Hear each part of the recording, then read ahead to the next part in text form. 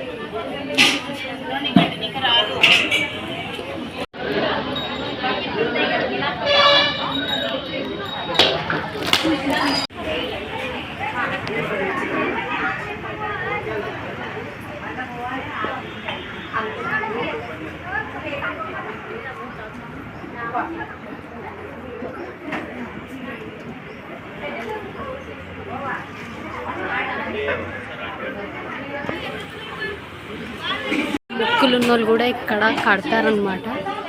ఇట్లా ముడుపులు కడతారు. ఇక్కడ ఏం ముక్కినా అవుతాయి అన్నమాట ఎల్లమ్మ తల్లి దగ్గర. మీరు కూడా ఒక్కసారి అందరు రండి.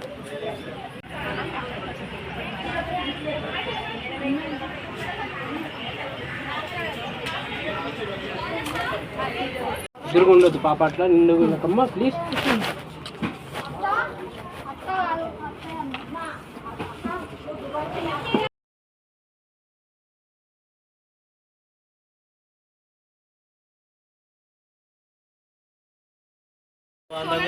తిరిగా ప్రసాద్